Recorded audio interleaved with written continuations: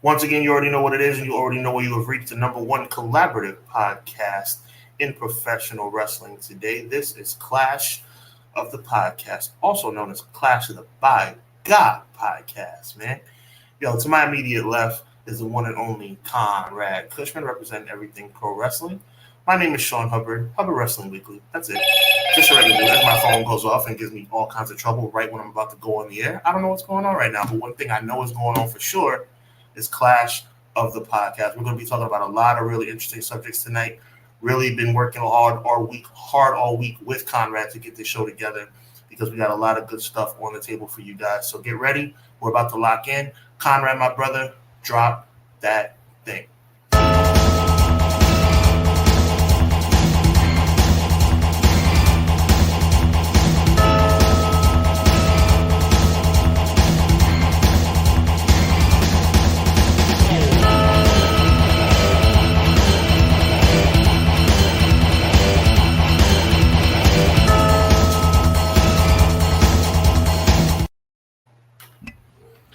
Episode 92. Yes, sir. Let's go. 92, one of my favorite years in pro wrestling. I don't know why. I feel like it's underrated a little bit.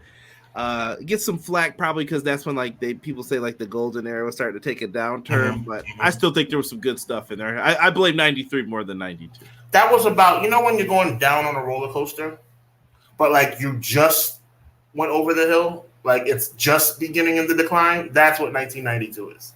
Yeah. It was still good. It wasn't 1988. Yeah, that's true. That's true. Welcome, folks. Welcome to Clash of the Podcast. We have a lot to discuss, a lot to talk about with you guys tonight when it comes to this wonderful world that we cover called professional wrestling. Yes, sir. But first, I got some things that I want you to do. Number one, shout out to the audio listeners. I got to give them a shout out first because tried and true, still keeping me floating into that top 100 podcast. I know I'm on the bottom half of it, but I don't care. Keep me floating in there. And if you guys haven't, leave a 5-star review for your boy. If you've done it on Apple, go do it on Spotify. If you've done it on Spotify, go to TuneIn and do one. Wherever you listen, however you listen, please do that. And also make sure you're doing the same on Sean's. Sean just relaunched all of his stuff on Spotify. 5-star ratings help out tremendously. Yes, it'll recommend our podcast after they're done listening to, I don't know, you insert whatever wrestler this week who started a podcast. You guys want to get it from the fans straight up. No messing around. It's just straight up us. It's fan talk. It's usually, in my opinion, I think it's better. That's just me. It is. But yeah. So make sure you do that. Leave a like on the YouTube video. Subscribe. Sean's got some promo work because tomorrow we're going to be live on Sean's channel. Yes, tomorrow night live on Hubbard Wrestling Weekly. Conrad will be joining me as we preview Adrian the Problem Broner going up against Flair Blair. That is his name, Flair Blair. He's going to be coming up against Adrian Broner as Adrian Broner continues his comeback attempt. We're going to be discussing the rise to almost Floyd Mayweather understudy levels all the way down to the Maidana loss, which altered his career forever. And he's kind of been on a downward spiral ever since. But Friday night on Triller TV, make sure you go to Triller to get that fight. It's going to be Adrian the Problem Broner. And tomorrow night on HWW, Conrad and I will preview that fight and do a little career retrospective of the one and only Adrian the Problem Broner as he attempts to get back into the welterweight or super welterweight championship picture. Look at that. Joel, you're coming up first. I know that you had a boxing-related comment, so I'm going to throw that up there. But you also dropped a $2 super chat. We thank you for that. Happy Monday, Sean and Conrad. Let's do this. Joel, appreciate you, my guy. Thank you so much for that. Let's start from the top. The only Vinny we like. Appreciate you, man. He says, happy Monday, fellas. Helping with a sports camp at church tonight. Can't wait to watch when I get home during work. God bless you. God bless you too, man. What a wonderful thing it is. You helping out at your church, man. I'm actually involved in something similar at mine. Keep rocking, man. God bless you too. Thank you, Vinny. Much love, brother. Much love. Quills says, What's up, Conrad Sean? Chat, your boy Sir Quills is back again to enjoy my two favorite bros, CJ and Hub, for episode 92, the late, great Reggie White. You know what's funny? I just bought some chunky Campbell's soup for the wifey. She's not feeling too well. So get well, Mrs. Conrad, get well. So the late great Reggie White edition of Clash of the By God podcast. Yes, sir. This past episode of SmackDown was disgraceful in all caps and an utter embarrassment. You book all the black superstars to lose their matches, some more disgraceful than others, but still disgraceful nonetheless. Talk it. Speak that truth, brother. Oh, he keeps going. First, you book Montez Ford to lose on his birthday. Then you treat Apollo Crews like a random jobber. Then, worst of all, again, you disrespect Naomi to lose to all people. Chelsea Green, really? Is he lying? Is he lying? He's not. Michael Jackson said it best. All I have to say is they don't care about us. They really don't care about us. That was my little rant. My apologies. Now back to your regularly scheduled program. Don't apologize. Let me tell you something, Quilly. And you too, Conrad. Never apologize for telling the truth. Ray's on here. You know what? Ray, usually you get the shout out, but I'm giving the shout out to your family.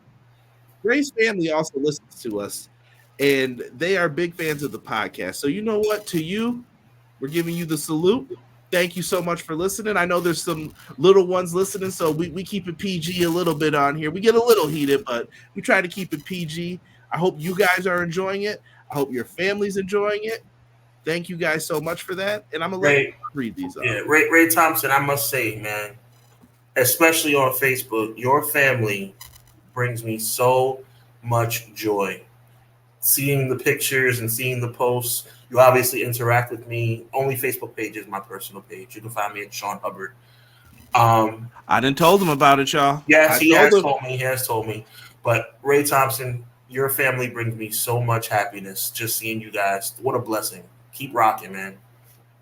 Ray says, happy Monday, guys. Hope everyone had a great weekend. The AJ fake retirement angle was predictable, but great. I loved it. Very happy they are keeping AJ in the main event scene.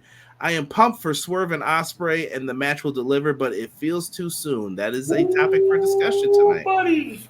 I think they either rushed it due to TV negotiations or MJF being healthier than expected by this time.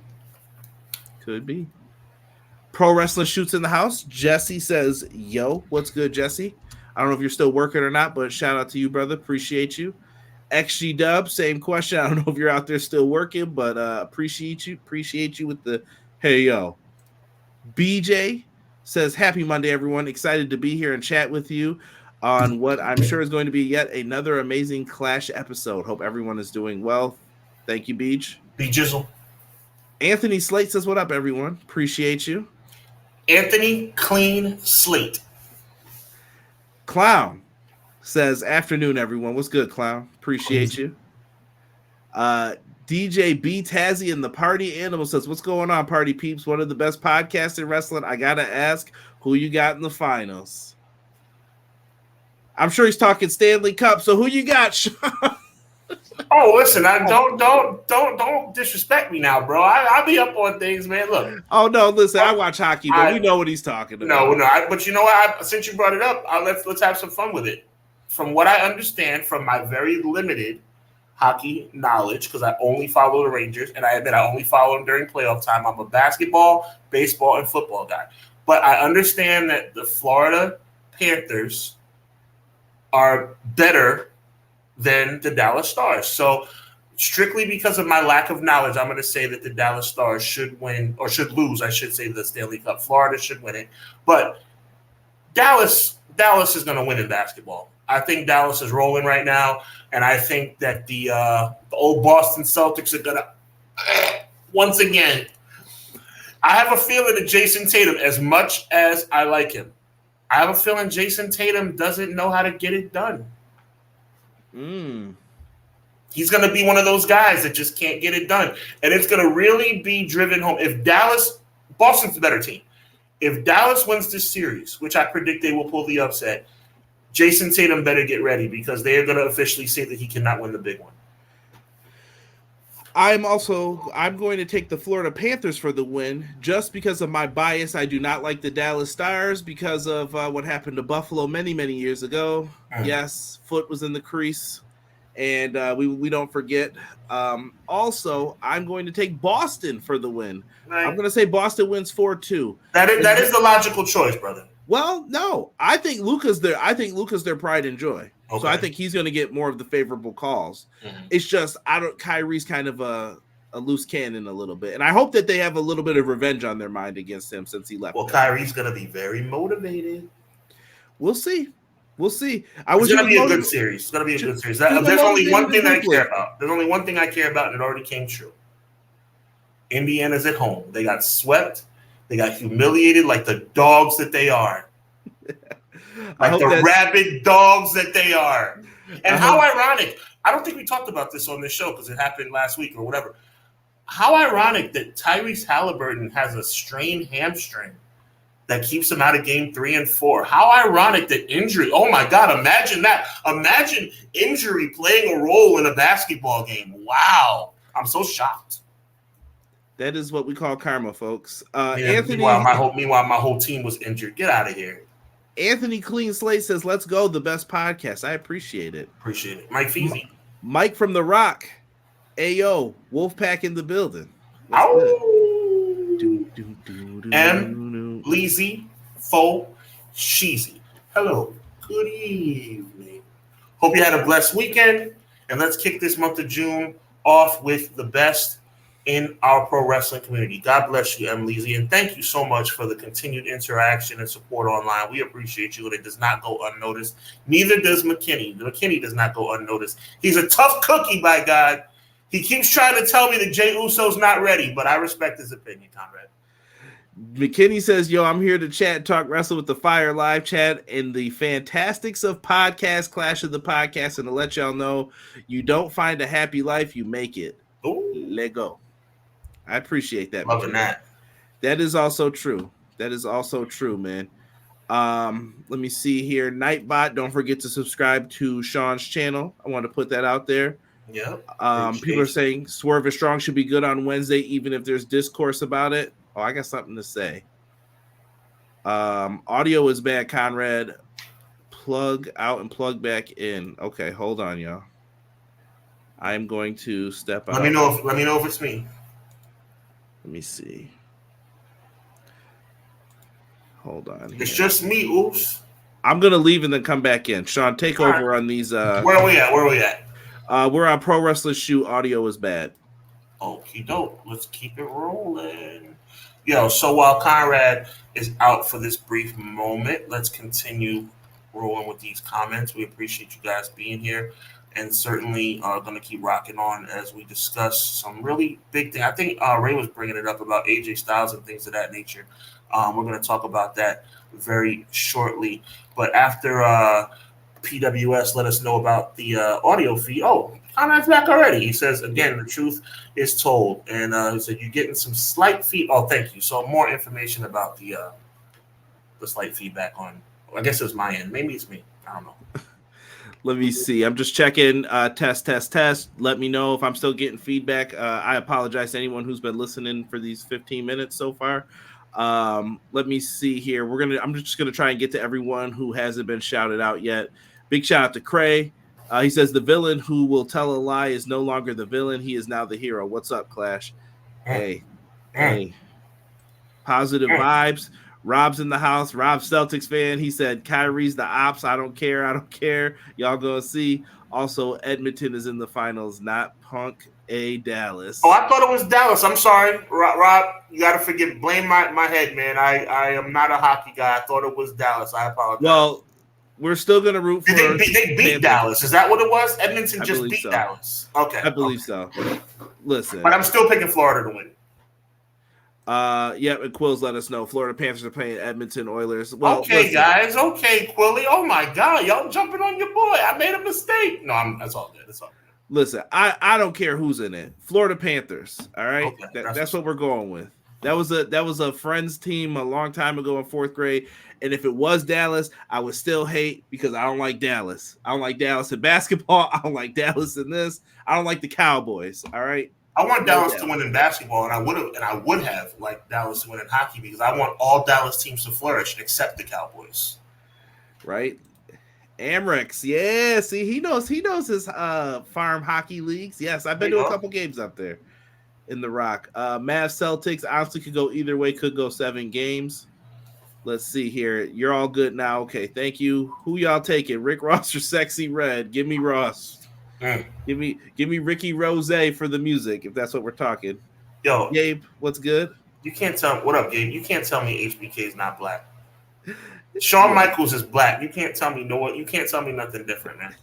I don't care if his name's Hickenbottom. Shawn Michaels got some black in him. Because he was enjoying Sexy Red. That dancer says otherwise, bro. I don't know. No, but he was enjoying Sexy Red. He was enjoying the vibe. I'm telling you. Yeah, I mean, Shawn and them, they all listened to Tupac. They were hanging out. They knew back in the day. What's up, man? Yeah.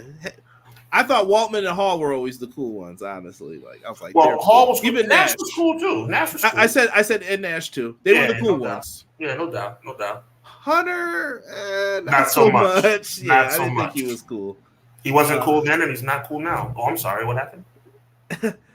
AEW's about to do a residence in Dallas. That is true. So if you're looking forward to some Ring of Honor shows, Collision, Dallas apparently paid them. Whoa, you gotta chill, bro. I know that I believe that the Hitman has an African American wife. So right. So I guess I hear what you're saying, Easy. I get it. It's time for Conrad to do what he does best and change subjects. We're gonna reel it back in. Let's bring it back. And let's talk. All I'm saying is that he knows he's cute. He knows he's sexy. Stop. He's got the looks, the drive, and all I'm saying is that Sexy Red and HBK were in the car on the way to the arena, and they were singing Shawn Michaels' song together, and Shawn Michaels was feeling the vibe. Listen, you know who else was feeling the vibe? I found out something about Jim Ross this week that I did not need to know. Uh-oh. Oh, you didn't hear about it? No. I want you to Google Jim Ross and Missy Hyatt right now. Oh, no. Oh, yes. Oh, yes. You're kidding me. No way. Yes. Just Google it. I already know someone's about to put that stupid cowboy hat emoji up in the chat. It's going down. I don't care. Wow. And you know something? Rocked each other's worlds. Bro. JR, look, Missy Hyatt back in the day. Missy Hyatt was bad. Missy Hyatt, we're not talking about right now. We all age. It is what it is. Missy Hyatt in the 90s was a really attractive woman. And Jim Ross seemed like, maybe I was wrong, Jim Ross seemed like a middle-aged guy. Yeah, Jim Ross is the most straight-laced looking dude you will ever meet. No, but what I'm saying is it fair to say he was probably late 30s, early 40s in the WCW? But that wasn't back then. This was after his wife. I was like, God! Oh, wait a minute! Yeah, he was trying to date and stuff. So I was like, okay, JR. Hey, look, I'm not mad at him. This is getting into, although boomer sooner or later. BJ, here I told you it was coming. That blue chew, JR got that dog in him.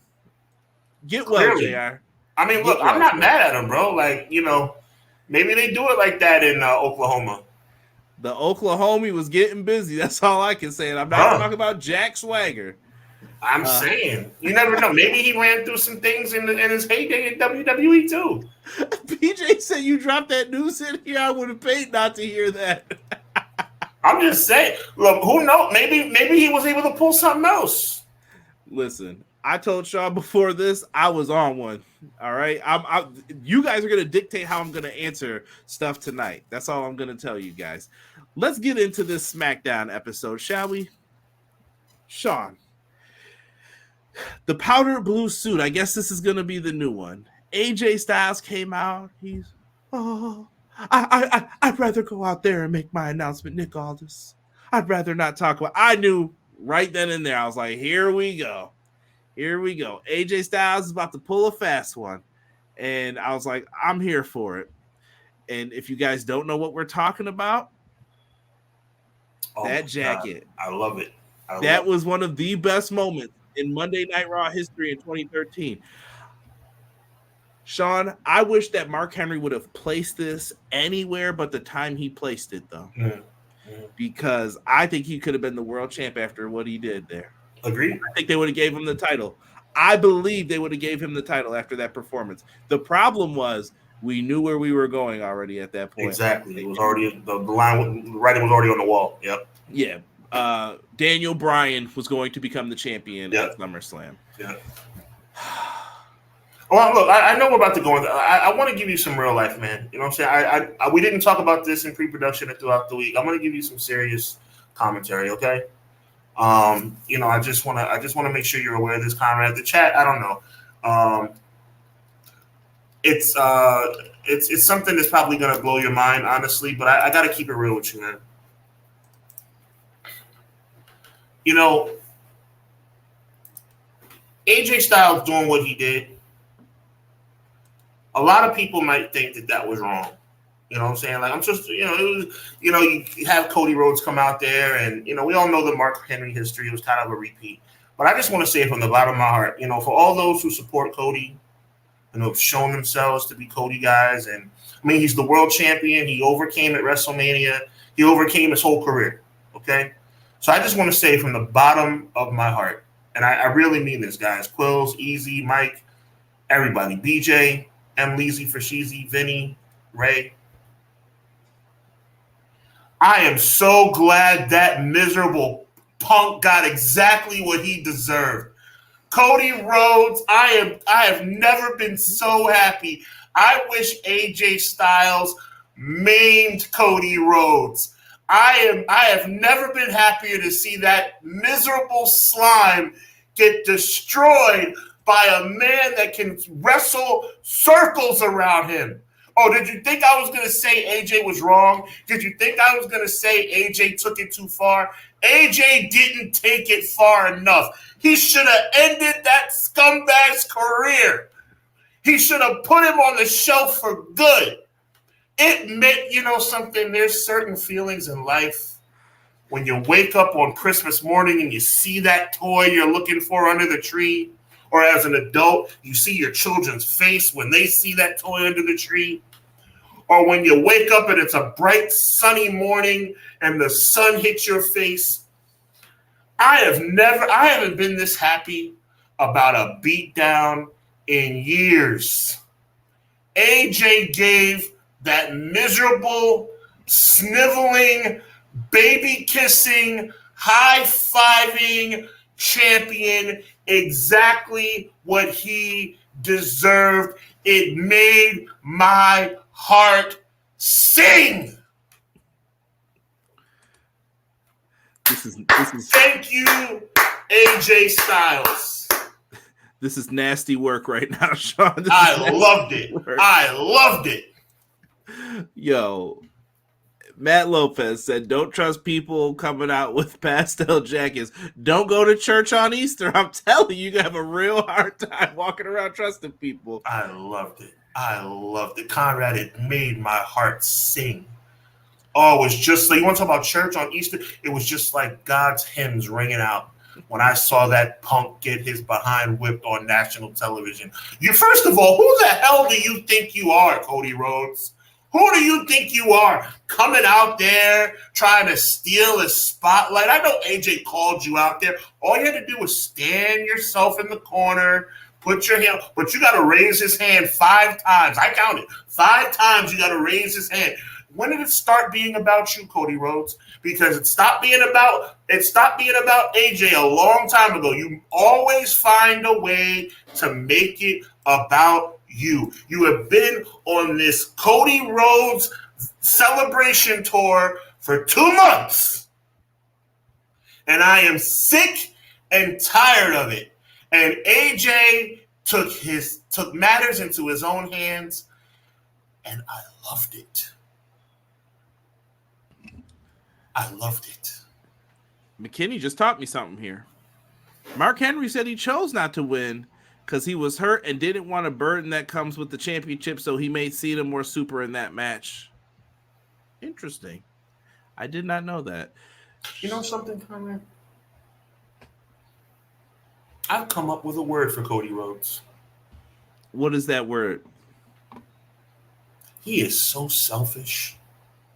Wow. What a selfish individual he is. First of all, he took The Rock's main event at WrestleMania away after he gave it up in the first place. Then he gets beat at WrestleMania, comes back, wins the main event of night 2, and like I said, he's been on this massive kissing baby tour. He's high-fiving the fans. He's getting your snot-nosed kids from out the crowd and putting them in the ring with their ridiculous Cody merchandise on. It makes me want to puke.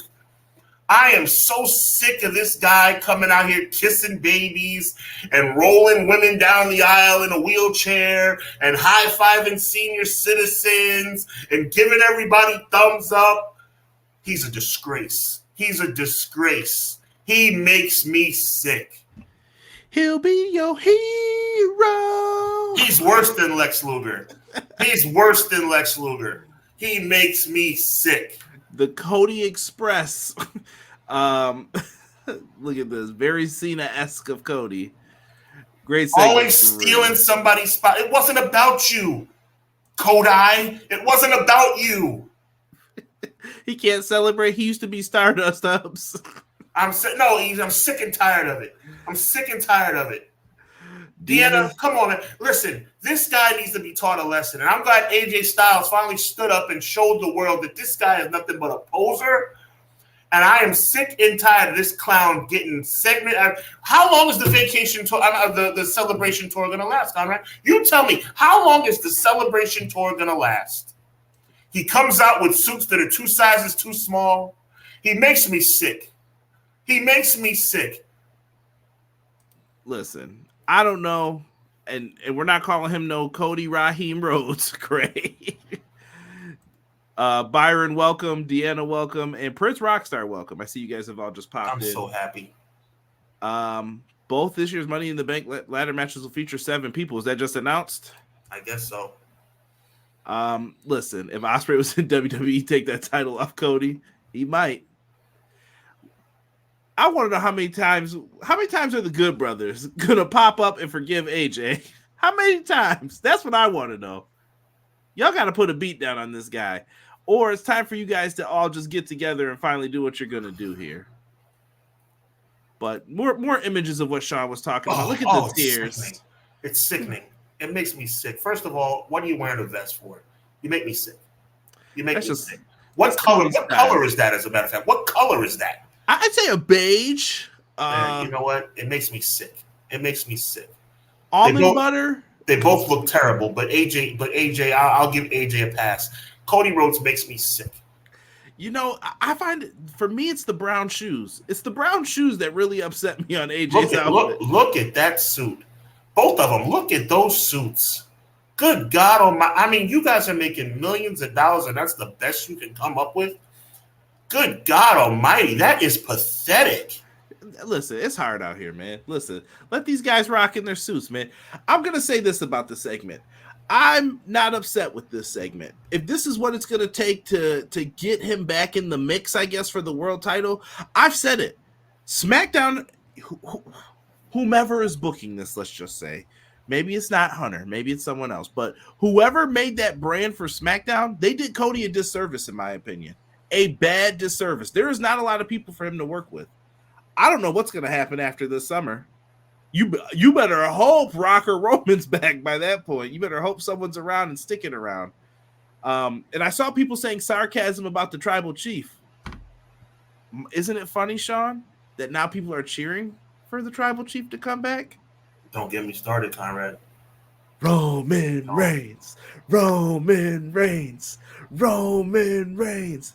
I'm just putting it out there. Conrad, what I tell everybody 2 months ago? What did I tell everyone? You tell them. I told you that you'd miss this guy. I told you that this guy is special, and Cody is not that guy. I'm telling you. But listen, heel Sean to the side. Let's get back to reality here. It was a great segment. I loved it. It was obviously a remake of the Mark Henry thing, but it wasn't terrible. I mean, the thing is, the only problem is that you could see it coming from the very, very start. Like, there was no intrigue about it whatsoever. It was well played out, but it wasn't well thought out because it was very predictable. Mark Henry got me. This did not get me, but Right. I saw Mark that Henry they were got paying me tribute. too. Yes, yes. They were paying tribute to it, so I was okay with this. Why is everyone call AJ Styles Uncle Allen? Cray said Cody is clean. Attitude Era vibe. Sean sound like Freddie B. Let me see here. Yo, Hubs, based on your Cody Rhodes analysis, somewhere right now, Derek is going, my guy Hubs. He probably right, was. Listen to that. Probably right, close. The shoes are brown. You can't tell the poop he steps in. AJ Brown, Triple H's suit. You know what though? I don't mind a suit with some. You gotta have a little room in there. Conrad, I'm telling you right now, if you ever wear a brown suit, the show is over. I don't like. So I'll tell you this. This is just stylistic things. I don't like the color brown. Like I don't have brown shoes anymore. It's got it unless it fits the outfit and it's like perfect. And I'm like, yes, that matches. That's great, perfect. I'm real big on that. If not, I say you always go with black. If you have to choose one of those colors, black. No, 100 all day. And this is Styling Tips with Conrad. Pay for our Patreon and you can get more stylish tips. There you go. From a dude who wears t-shirts every week on the pod. What you want about Cody Rhodes Jericho Classic? Let me see here. McKinney said, I would have had Cody see it coming and block the clothesline, but scold him about pulling a Mark Henry. And then Michin hit Cody in the yam bags, and then AJ whooped that trick just to change it up, but it was cool. I think, I don't know. Is it over for that group? Like, are you done? Are you over it? Like 100%. Is there any hope for Anderson and Gallows? I don't think so. I think their time has come and gone. I think it's not their fault per se. WWE didn't use them very well, but that's the way they flip the combos. They got the bag, so they're the hag. They might be like top acts that I'm like, what are they getting paid for? But they're there. They show up. They're like, yeah, I'm here if you need me.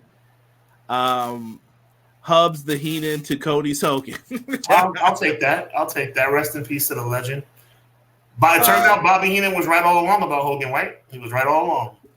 Dude, I still, I think we mentioned this before. I hate when people are like, Bobby ruined it on Bash at the Beach. No, I didn't think twice about what he had said. Whose side is he on? He actually helped it. I was like, That's just Bobby being leg drop. I told you. I knew the whole time. I knew he was Bobby Heenan was wrong 1,000 times about Hulk Hogan. On the 1,001st time, he was right, and that made it better. Yes. I'm seeing We Want Roman.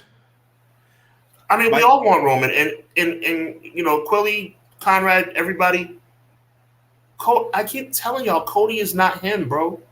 I don't know. Y'all think I'm hating, and this is not heel Sean anymore. This is me being real. Cody is not him. Roman Reigns is a different kind of breed, bro.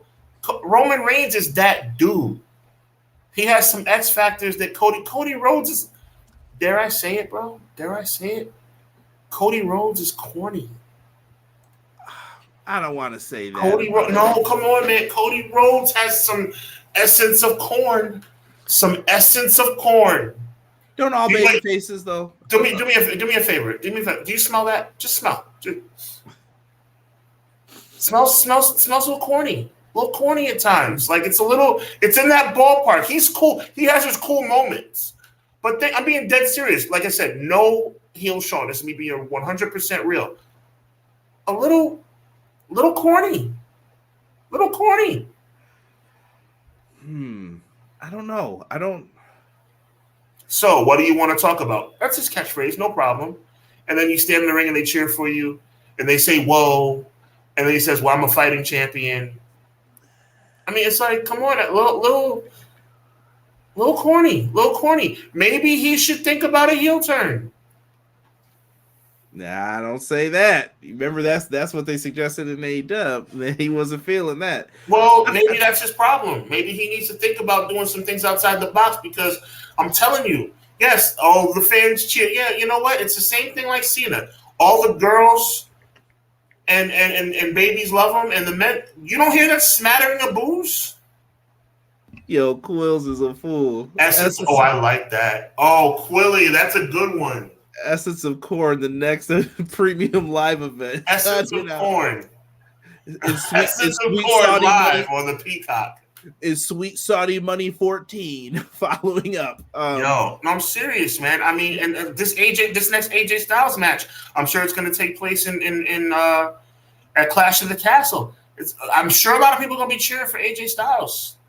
Let me come back to this, and I got a question for you in the chat. Then we know who just got released from AEW, right? Mm-hmm. Double A. Cody's been talking about needing a manager again. Is it possible that they bring Arn in to be with Cody? I don't know if that works. Is it going to feel like Jose Lothario Shawn? Like, what vibes are you getting if I say that? Like, does that make Cody more interesting to you? And I'm not asking this to be a jerk, because I like Cody and Arn together. At some points, I felt like it worked, and there were other points where I'm like, I don't know if this works. Mm-hmm. So I was 50-50 on it. How do you guys feel about Cody and Arn reuniting?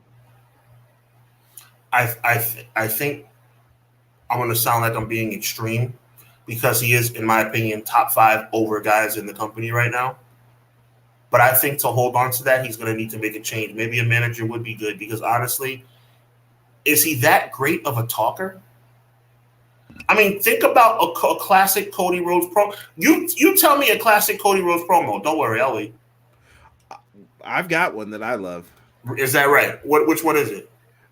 In AEW, it was when he first was going to feud with Chris Jericho, and Jericho had said something about him. He was like, "Oh, you're a rich kid, blah blah blah. I'm not listening to you." And then Cody came out and he was like, "Oh, I thought it was funny that you would say that." And he was like, "You're actually a succubus. You always attach yourself to young talent, and I could read that from your book Lion's Tail, which is on sale on Amazon for $1 right now." And then he said basically that we both shared the exact same silver spoon while you're just talking about me, because he said he's the son of a famous hockey player. Go watch it. It's a good promo. It's like in the early days of AEW. I love it. What I'm about to say in response to what you just said is going to sound very condescending, but you know me better than that. I have the utmost respect for you. So know that I am not trying to be condescending.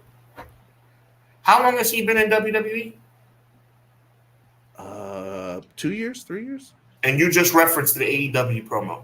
Well, I love that promo. Okay. What I'm saying is, in his time in World Wrestling Entertainment, his biggest claim to fame, other than beating Roman Reigns, was him having a torn pectoral muscle.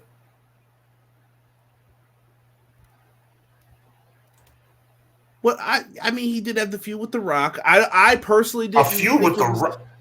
Well, the War of Words, where he got okay. Yeah. Which it's still continuing, kind of. It's on. Okay, no problem. You know what The Rock does. Right. So some people like that. I wasn't the biggest fan, but I'm just putting it out there for people who might have liked it, though. I'm sticking up for Cody. Be surprised. Be surprised. I'm just saying, Cody's not the greatest talker. My brother from another mother, Conrad, just had to reference a promo from AEW. He left there 3 years ago. He's not the greatest talker.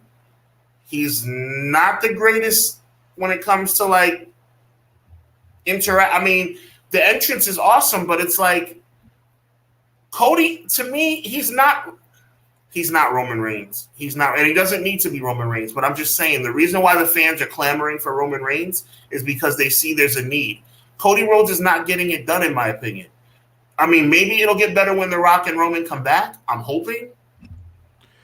I think so. I think business will pick up for them again once that happens. But Cody's supposed to be the standard bearer, right? See, this is the problem I have with Cody Rhodes supporters. I'm not a Cody Rhodes detractor, but I'm not a Cody Rhodes supporter. I'm right on the fence, and I'm going to tell you why. Cody Rhodes was supposed to be the remedy. Oh, Cody Rhodes is going to save us from Roman Reigns not being on TV but once every couple of months. Oh, Roman Reigns only had 57 title defenses in a 1,316-day reign. Oh, Roman Reigns is not on TV as much as he's supposed to. I'm saying this was supposed to be the fix. We have a guy, Cody Rhodes, basically is on TV every single week. And when he's not on TV, he's at a remote country or a remote state or a remote city doing a house show. This brother is on the road every night, 300 days a year. He is Dusty Rhodes. He is the Nature Boy Ric Flair. He's doing everything that a man of his situation is supposed to be. He is saving us from the part-time championship reign. But my question is, Is he Stone Cold Steve Austin? Or is he Edge? Well, that's the question. Well, did you hear what Uncle Dave Meltzer, right. I'm going to give him his credit. He did bring up that he thinks Cody is a bigger star than Cena, which was interesting to say. Cody's a bigger. Dave Meltzer said he's a bigger star than Cena? He believes so. After seeing what he's seen for merch numbers and being able to carry, and I was Don't get me started on merch. Do not get me started on merch. Number one merch seller in the company. Do not get me started. Currently Cody. Currently not Cody. No, they put out the numbers. It was Jey Uso last week. Year to date, it is Cody Rhodes. Punk is 2, and I don't know how. I think WWE was like on that list too, and I was surprised. Okay, I read a couple weeks ago it was Jey Uso. Maybe I'm wrong. Yes. Okay, no problem. Let me see. I know it was on Twitter. No, but don't worry. Don't waste your time on that. Meltzer's saying that he's a bigger star than Cena. He thinks that he could wind up being a bigger star than Cena because Cena was champ downturn and Cody's on the up. But okay, we'll see how it goes down once it's all said and done. I'm just saying, look, and there's nothing wrong with being Edge. See, this is what I'm saying. It sounds condescending, Conrad, but you know me, I'm not being condescending. Edge is one of the best heels of all time. Right, there's nothing wrong with being Edge. But there's a difference between being Edge and being The Rock. The Edge and being John Cena, and I don't even like John Cena, but the Edge, between Edge and being Stone Cold Steve Austin. Cody Rhodes is not. Roman Reigns is Stone Cold Steve Austin. Roman Reigns is The Rock. Roman Reigns is John Cena. Is Cody? I don't think so. I want to go through some of these comments because I'm seeing some interesting things pop up, and I think we're going to get to some of the iron stuff too. McKinney said, y'all just ain't used to seeing a champion on TV every week with the longest entrance ever just to point to the sky and then disappear to his whack island while we promote the U.S. title to be major. That's about Roman Reigns. I know that's a Roman Reigns dig. I get it. Cody will do the real thing comes along. No, you got to read. He said Cody will do until the real thing. He's trying to say Cody is not the real thing. Oh, that you didn't pick up the essence of what he was saying. He said Cody will do until the real thing comes along, and I could not agree more. It was easy. There's supposed to be a comma in there, E. Well, no, you didn't read it wrong. It's just the context. But yeah, I agree. Cody is Edge. Cody is Mankind. There's nothing wrong with being Edge or Mankind. But that's not the top tier. That's not, Roman Reigns has ascended to be a top 10 performer in the history of the company. Never thought I'd say that, but he has ascended to being one of the 10 greatest World Wrestling Federation / entertainment superstars of all time. Can you say that about Cody Rhodes? I don't know. People begged for him. We'll see. It's not over. Okay. Cody needs to turn heel, join AJ and the Good Brothers to reform the OC. I don't know if we need another Bullet Club reunion anymore. I respect it, Gabe, but I don't think so. A boring champion, Mike Feezy says. I'm saying, bro. Deanna said, Arn can't save this, clock and all. Wow. I was there for the Arn Anderson promo when he did that. No, and you know something? And Deanna, and feel free to jump back. Deanna comes across as somebody who does. She seems like she's like me. Deanna, correct me if I'm wrong. It doesn't seem like she hates Cody Rhodes. I don't hate Cody Rhodes, but there's something missing, Conrad. Do you at least agree with that? I wish that Cody had more. I don't know how to describe it. Like I just said, that AEW promo, right? There's a difference in that promo to me than what he does in WWE. Not that his WWE stuff doesn't have context. It's missing something. It's missing authenticity. It's missing feeling like it's Cody. And I get moments of that. And I feel the same way with Punk a little bit too sometimes, where I'm like when Punk first came back, I'm like, that's not CM Punk talk. Like it didn't feel like Punk talking. Now he's gotten better at it because Punk's like, I'm going to say this. I'm going to say this. Mm-hmm. And then when he started tiptoeing that line, I was like, okay, that's CM Punk now. Right. And I want Cody to do the same thing. Speak from your heart. You got to get it in. And I know it's so hard for him to talk about his mom and his dad so many times, and people are always going to bring them up too. So he's kind of got to bring it up. But I just want a little more authenticity from Cody in his promos. But I don't think he's a bad promo at all. I think he's actually really good. Really good at distraction. Let me ask you a litmus test question. CM Punk, Cody Rhodes. Who's going to have more support? For what? What is the goal? Just in general. If CM Punk was on TV and Cody Rhodes was standing across from him, like that was the case before the Royal Rumble, who do you think the fans would get behind? I think now it would be Punk if Punk was on TV consistently, but right now I think Cody is the guy on top. That's why he's selling more shirts. He's there. It would be Punk. Punk. There's a reason why. There's certain people that can be megastars, no pun intended, LA Knight, without being champion. Cody Rhodes is missing something as the world champion. I don't know what it is. On a scale of the problem with Cody Rhodes to me is an A. An A. I'm not going to disrespect him and call him a B+. He's an A. But to be a game-changing WWE champion, you need to be an A+. Roman Reigns was an A+. So you're saying he doesn't have the extra intangible that I'm trying to figure out a nice way to say this without mentioning his name. That intangible that someone else sees and you're like, that's a star. That's my star.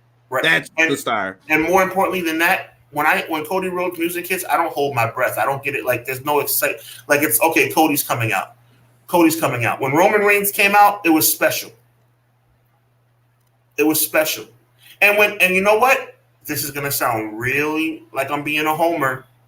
So Conrad, don't judge me. Just know that I'm trying to be as objective as possible. When Jey Uso comes out, it's special. When CM Punk comes out, it's special. Because it's authentic. Those people are vibing with them at that time. And I know I'm using like modern day terms, but the lights for Bray Wyatt is part of it. But the fans singing Cody's theme, though, I think is part of his, though, Sean, to be fair. I mean, they're singing his theme. They're into him. I'm going back to Jesse. I want to call out Jesse right quick in a good way. Jesse, I love Cody in ROH in New Japan. That's what I would love to see again.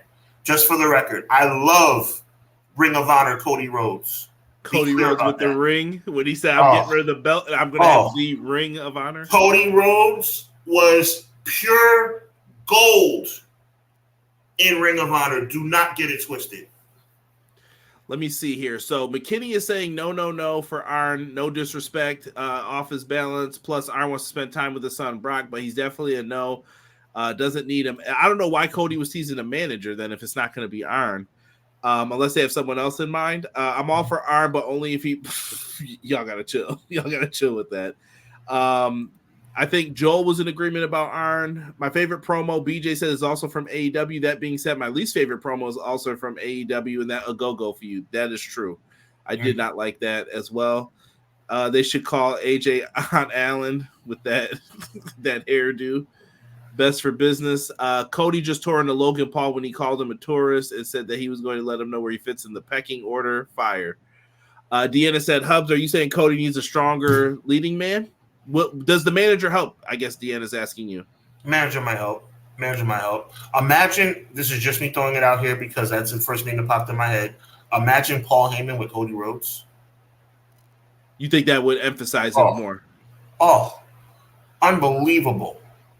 Let me see. Rockstar said, I'm taking Cena over Cody. Pro Wrestler Shoot. Jesse says Jey Uso was only a month top seller. Fair enough. I thought it was fairly recent. Okay, thank you. Yeah, well, they did year to date, like up until May. Who's selling the most? Okay.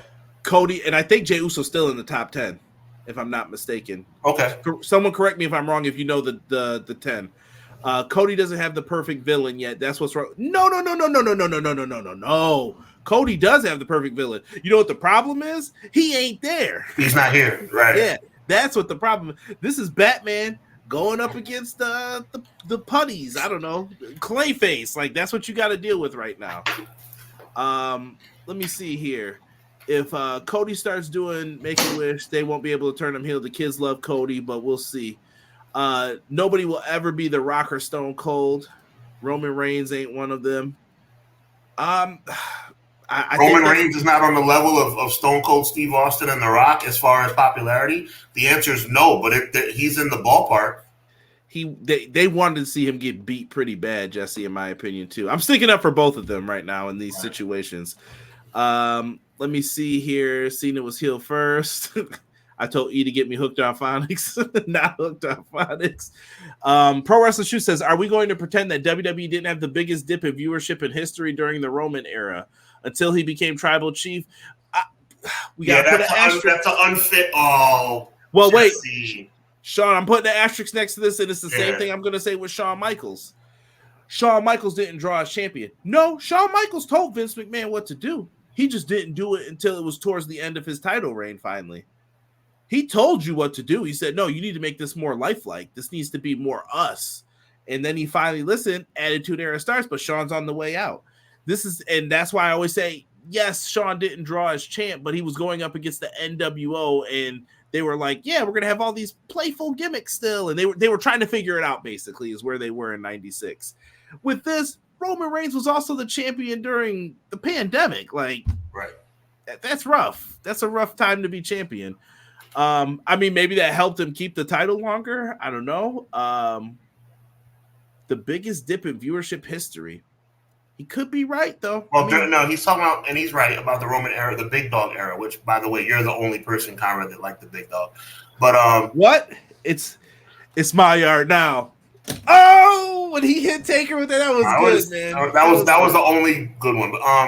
But no, like, but you got to understand. See, the thing about me, yes, the Big Dog era was terrible, but you're acting like the Tribal Chief era was like 2 minutes. Like, the Tribal Chief era has been since 2020. 4 years. He's been killing it for 4 years. And I want to also address a comment that McKinney made. If Roman would be who he was without Paul Heyman, the answer is probably no. But you know something? And I'm going to put Conrad on the spot for this.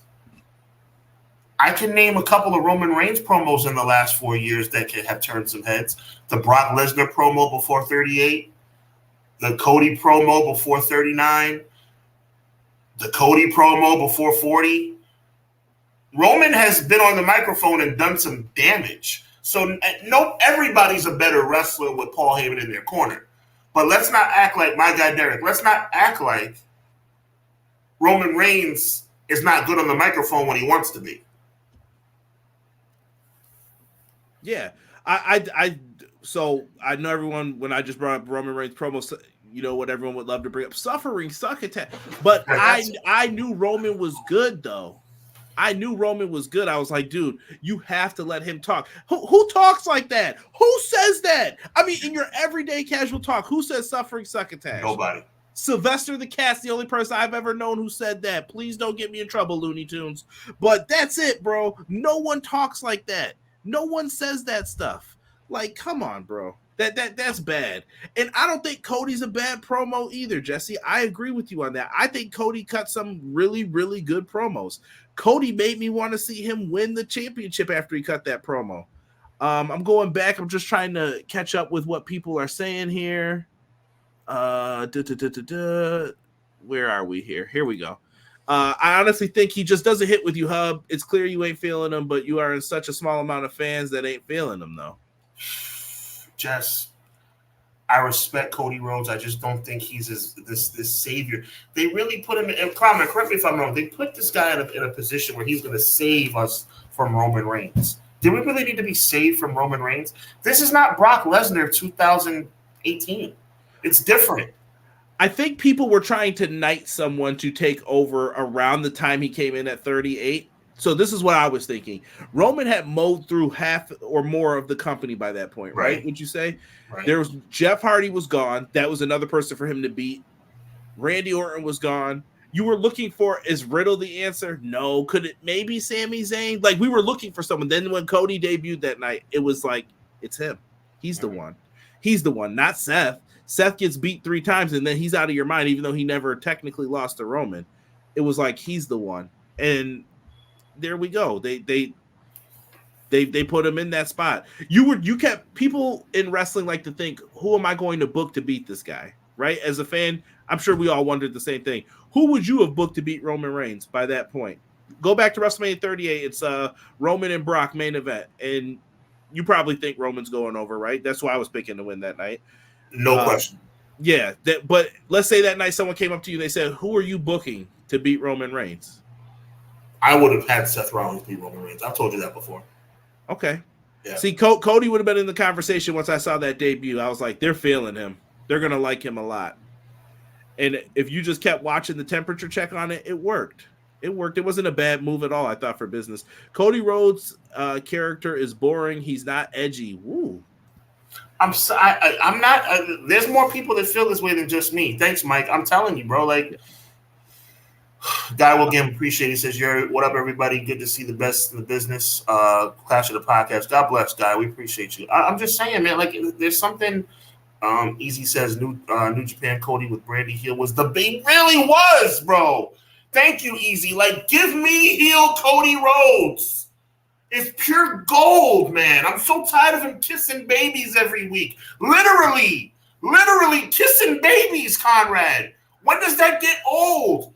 I mean, aren't we tired of seeing this every week? I mean, it gets annoying after a while. Every week he's pulling a kid out of the crowd and kissing them, and he's got the Cody Rhodes gear on, and they're doing the woe together. Enough! It's hard to be a babyface today. Even Hogan didn't do that. Even Hogan wasn't kissing babies. I know he was posing. Hogan must pose. You know what it was time for. Don't get me started on Hogan having flaws. We know that. Hogan was a scoundrel when it came to the business side. But even Hogan wasn't kissing babies. Cody literally kisses babies on television. Conrad, like, when is enough? I'm so tired of eating spoonfuls of sugar every week. My teeth are starting to rot, man. I don't need it every week. Every week he's coming out and there's a kid and he signs his belt. He gives the kid the belt. And then he goes to the other fan. There's a girl crying like she's seen Billy Joel in his prime. And oh my God, it's Cody Rhodes. And then there's a kid, a beautiful kid, a wonderful kid with Cody Rhodes gear on. And he picks him up and he shows him to the crowd. And they do the woe together. Enough! It's too much, Conrad. That's all I'm saying. It's too much. Shout out to Entertain45 in the building. What's good? Let me see here. No, give me my tribal chief back. He's the one. I honestly just think IWC fans don't like babyface champions. But again, small amount of fans. I think it's just tough to be a babyface today. I think Stone Cold dumped being the traditional babyface on its head. And it was over. Even during Shawn's time. Don't you remember? Like, Shawn couldn't even act like that 24/7. He would start getting mad and move. There comes a point. Like, come on, bro. There comes a point. Be real. But that's where I think the Attitude Era came in. Even Brett, like, we didn't want to see Brett do that anymore. We wanted Brett, like, I liked when he pushed Vince down.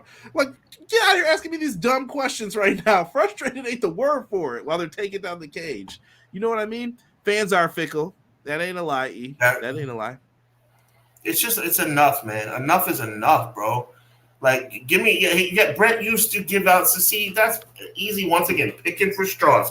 That was his thing. Well, Bret Hart gave out. His comments were out of order for the record. Okay, no. Brett gave out glasses. Yes, that was his thing. Cody Rhodes is not supposed to be going into the crowd and picking up full-grown miniature humans and putting them in the arena. Hold on, I'm not going to let you slander children out here, miniature humans. What are children? Mini humans, right? I'm not saying to be funny. They're mini humans. This is true, but that's Bobby Heenan of you something like taking these humanoids out of the crowd, okay?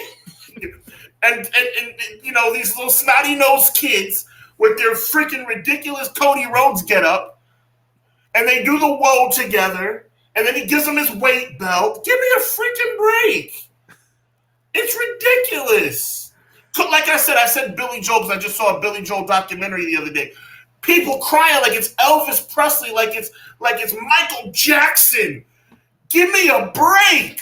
It's not that shit. Like, stop. Hey. Oh my God, it's Cody. You're acting like it's freaking Michael Jackson. and then he gives them a little hug, and he has to go back in and give everybody a high five, and then he has to get another kid, and he does a little thing on the head, and then he gives another weight belt. It's ridiculous. It's like, oh my, we get it. You're a good guy, Cody. We freaking get it. Golly. I'm like hoping he gets run over by a car like Stone Cold Steve Austin at this point. I'm hoping he gets thrown off a forklift like Triple H. I've had enough. I have had enough. I never thought in a million years that I would say, man, was Cena that bad? I mean, Pro Wrestling Shoot said it's hilarious. WrestleMania was in April. We're at the start of June, and we're dooming this man. Not dooming him. Just give it enough is it's too much. Like I said, ice cream is great. I've used this analogy before. Ice cream is great. But if you eat it 3 times a day for every meal, trust me, it'll make you sick. For sure. Clown thinks it's ECW that changed how babyfaces were viewed. He said the likes of Sandman and RVD. Interesting. BJ wants to let you know AEW Fight Forever is free this month on PlayStation. In related news, WWE 2K24 Standard is 25% off on PlayStation this month as well. That's what's up. Gabe says, you're my hero. I'm not sure who he's referring to. I want to say me. I don't want to gas myself, but whoever your hero is.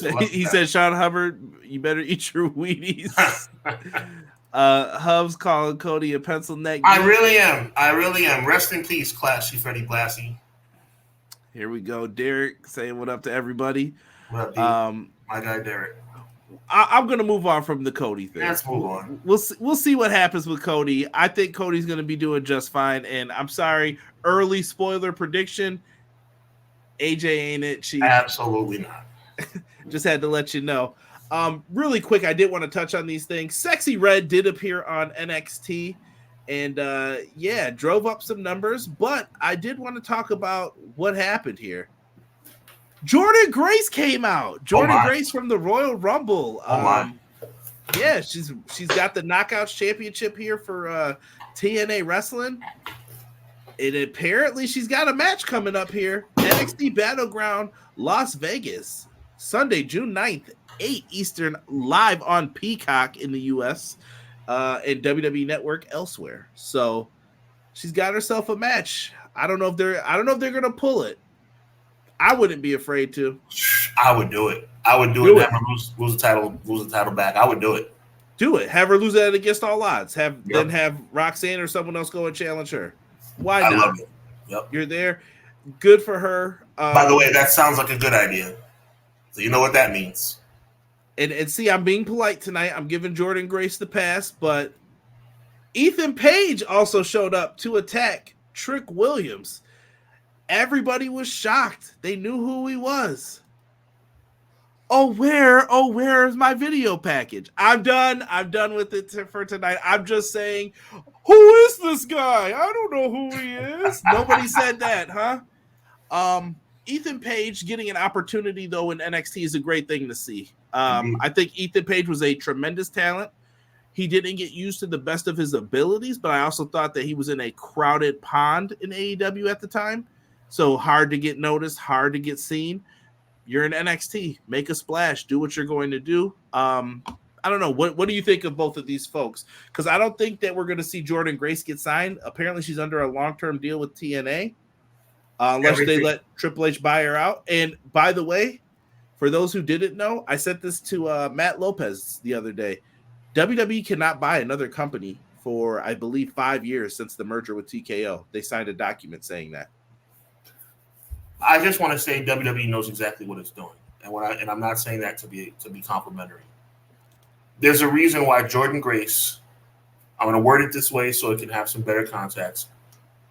The World Women's Champion of Total Nonstop Action Wrestling. Let me say that again for the people in the back. Jordynne Grace is the world. Forget the word knockout. She is the equivalent of the World Women's Wrestling Champion of TNA. And what title is she challenging for? The NXT Women's Championship. To me, and the same thing goes with Ethan Page.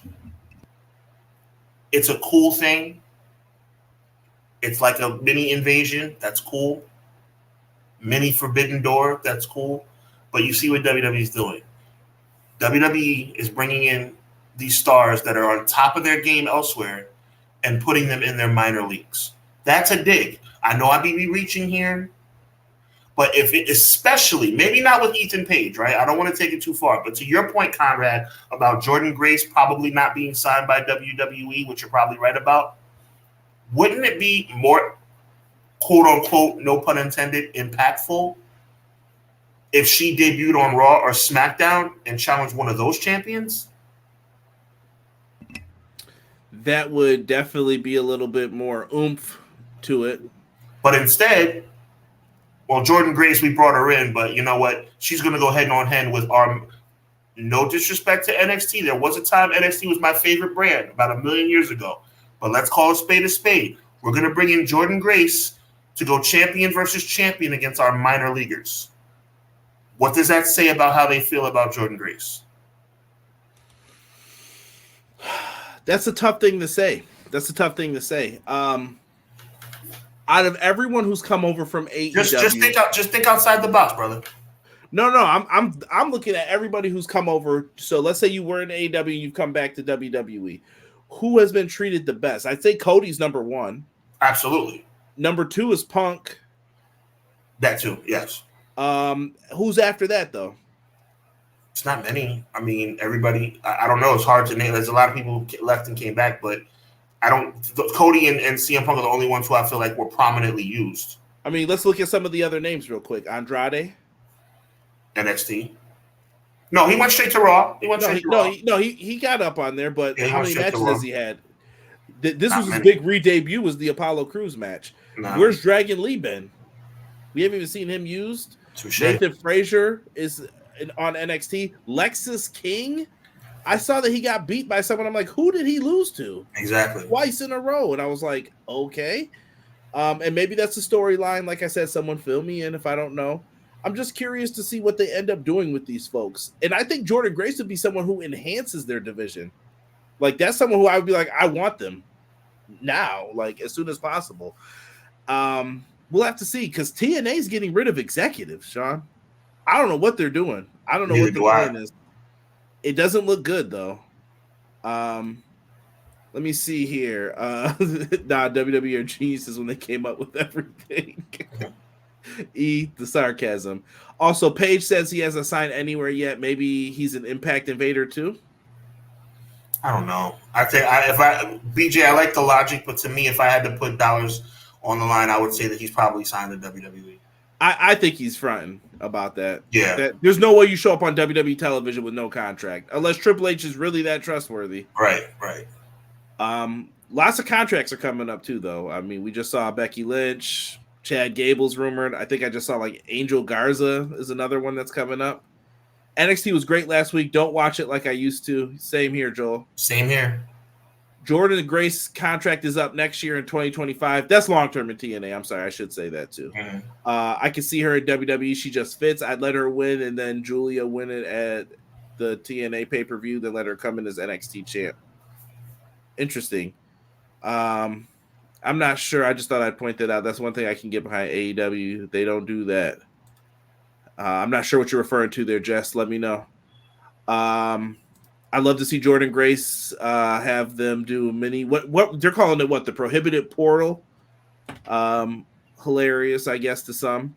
Dragon Lee's in action tonight, by the way. Finally. Rey Mysterio didn't pass on him for a WrestleMania match for someone else. Remember, Charlotte won the Royal Rumble Challenge for the NXT Championship. So yeah, interesting.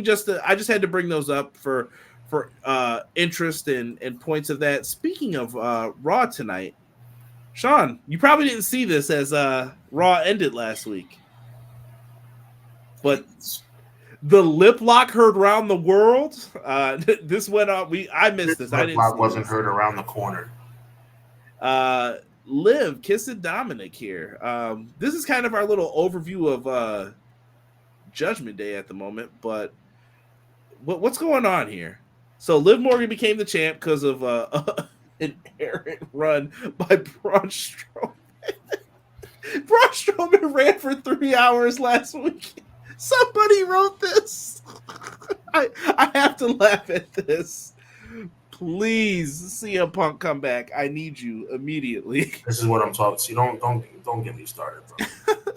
So that was the great way they beat Becky. But Liv Morgan as the champ, okay.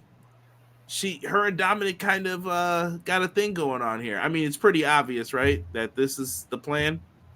It's the plan. I mean, honestly, the only way I think this can work out, where it be actually halfway entertaining, is if Liv Morgan takes the spot as the leader of Judgment Day. I would love that. That would actually make sense. See, just them having this little lovers thing they got going on, where they really don't like each other, but Dom really does like her, and eventually get exposed with a plan all along. That's cool.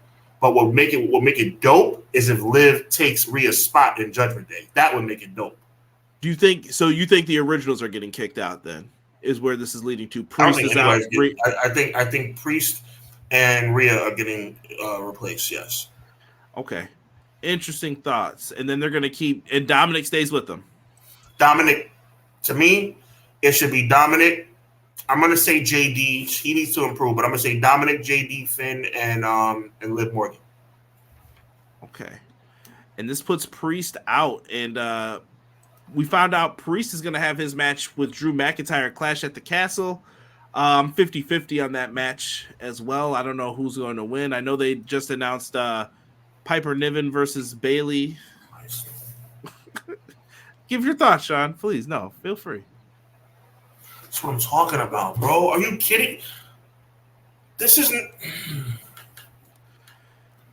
It's a freaking pay-per-view, Conrad. It's a freaking pay-per-view. I'm sick of this.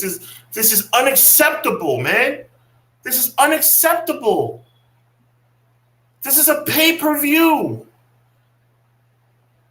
Piper Niven versus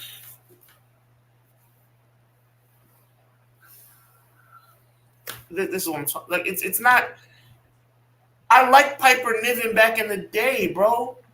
But she's barely been on television. That's another thing. She's barely been on TV. And now they cultivate this storyline out of thin air, and now she's going to challenge the women's world champion at a major pay-per-view? How does that make sense? How? I got nothing. I'm going to make my comparison point here in a second to something else. Is it because she's Irish? I think she's Irish. Is she Irish? Huh? Scottish. Excuse me. Is it because she's Scottish? Is that why they're going to set because they're going to Scotland? Let me verify what I'm saying here before. Yeah, because if she's that's the only thing that can make sense. Maybe she's Scottish, which is the reason she's going to Clash at the Castle. If that's the case, I'll back off. Maybe that's the reason why. Okay, so she's Scottish, so she's going to get a shot at Clash. Well, okay, how about this? Maybe not the worst idea in the world, but a bit cliche, wouldn't you say? Yeah, it's there. I like I said, but Sean, this goes back to SmackDown being weak. This goes back to that draft. Hashtag what draft? Mm-hmm. Hashtag what rankings? How did you help SmackDown in that draft at all? At all. You're not. And thank goodness that you have the ability to get Jade Cargill and Bianca Belair like that. Oh, by the way, that's probably number 3 is maybe Jade Cargill. Right. Take that back. Jade Cargill's number 3 for people who have come over. But she didn't know me. I think you said it right the first time, bro. You said people who came back. Yeah. Oh, touche. Yeah, Jade never came back. She just came. Well, she was kind of, I don't know. No, you're right. I got you. What I'm trying to say is you were more right than you gave yourself credit for. Thank you. Yeah. So, yeah, I don't know. I don't know what happens with this. So Piper Niven is Scottish. You've confirmed it. Emily, I think, Quilly. So, okay, she's Scottish, so that's the reason she's going to Clash at the Castle. Okay, but you know something? A little cliche, right? Okay, so we're going to have the Scottish people challenge for the titles at the Scottish pay-per-view. Okay, I guess. For the sake of there being any legitimate storyline, I guess.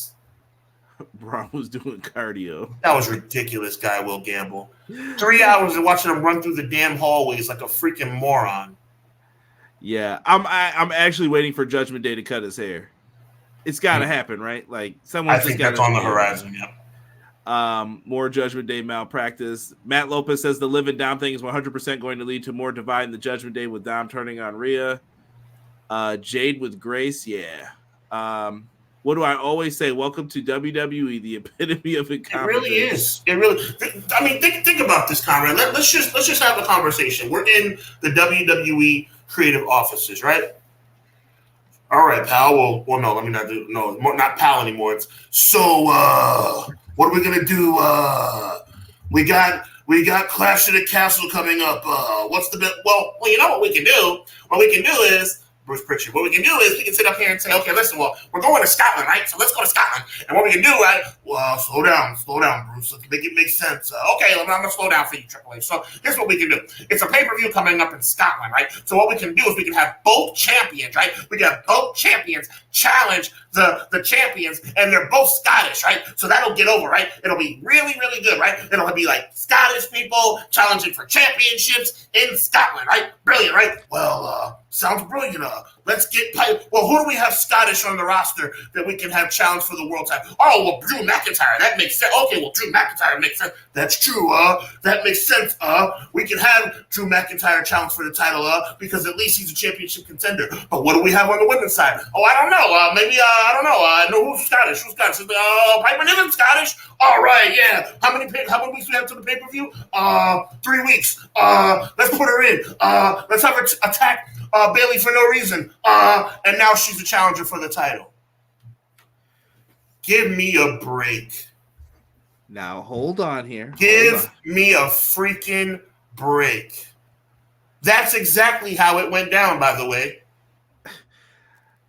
I'm going to the comments here again. McKinney, who is our NXT avid watcher, says Dante Chen went from NXT to Level Up and worked his way back up to NXT. He caught Lexis King slipping. It's finally going to help King more once he finally beats him. I don't know about that. We'll see. Like I said, I haven't watched, so I can't really. I can't say if this is going somewhere or what the plan is. I'm going back. Drew and Priest main event clash. I think they will. I don't see Cody having a match. Yeah. Oh no, you got to have a Cody match over there. I feel like though, that'll probably be the AJ match. I really like Piper and Evan. Why are they doing this? Well, it's their home country. That's a TV match. B.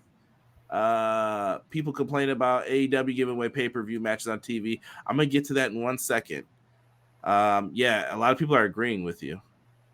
Sean, Doug, what's good, man? What up, Doug? You know, I don't come out with these hot takes. Conrad, you know me. We're friends off the air. I don't come up with these. I guess you can call them. I'll give myself a little credit. These funny little outtakes, just to be a jerk. This is what it is, bro.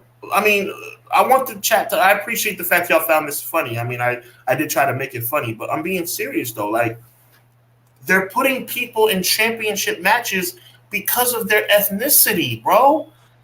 I mean, how hard are you? Listen, my question is, how hard are you working to put together storylines when your whole logic? Drew's a different story. Drew has earned his rights. He's already entrenched in a world championship storyline. That makes sense. Piper Niven does not make sense. She is literally getting. Put this in perspective, Conrad.